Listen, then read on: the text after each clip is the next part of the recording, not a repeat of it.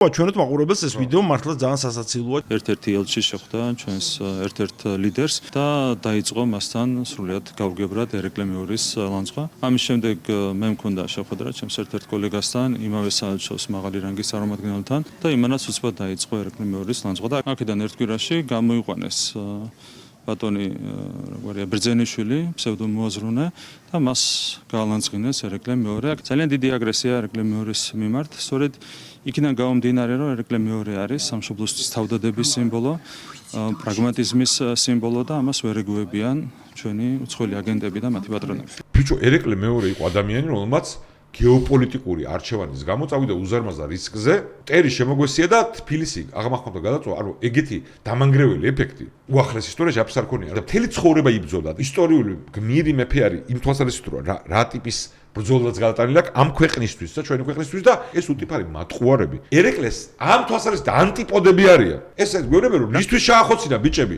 9 ძმახერხეულიძე ისინი რისთვის ჩაახოცინა ერეკლემ აღამაჰმად ხანს. თავის ძალაუფლებისთვის აი ეს ელაპარაკობენ. იმ მომენტში ეგზისტენციალურ საფრთხეს ჩვენს იყო ირანი. და სწორად თვლიდა ის, რომ თუ იმათი გავლენის ქვეშ დავრჩით, შეიძლება როგორც იდენტობა გავნადგურდა და ისარგებლა ისტორიული მომენტი და ირანის ვასალობას თავი დააღწია მან და მამისმა თეიმურაზმა პირველად მრავალი ასწლის განმავლობაში და მე როცა თხოვდა ის ქვეყანა ისე ვასალობის დაბრუნებას და რუსეთთან კავშირის გაწყვეტას, რომელშიც შეხედა შანსს, ამაზე უარი თქვა და ამიტომ ეძებდა მოკავშირეებს გეოპოლიტიკური ფასეულობითი ცივილიზაციური არჩევანი გააკეთა იმ მომენტში რის შანსიც ჰქონდა დასავლური ევროპული ცივილიზაციის მიმართ. ხო, რუსეთის იმპერია ვერ შედგა ბოლომდე ევროპული ცივილიზაციად, მაგრამ საბჭოთა ბოლშევიკურ სტალინურ რუსეთთან შედარებაც არ შეიძლება, ხო? შეიძლება ვინმეღაცამ აკრიტიკოს, რომ იყო სხვა შანსი. გაძრომის ამ კომპრომისის გარეშე რუსებთან და ეს დისკუსია მისივე იმის დროს ანუ ბედიქართლის რო დაიწერა იქ ვისაც აკითხულია ეს დისკუსიაა, ხო? ერეკლე მეორის არჩევანი გასაგები არჩევანია. მაგრამ ამათვის ამ არარაობებისთვის, რომელიც გვეუბნებიან, რომ უნდა ჩავწვეთ და არ უნდა გარისხო ფასეულობისთვის და ქვეყნის იდენტობისთვის, ერეკლე არის მათი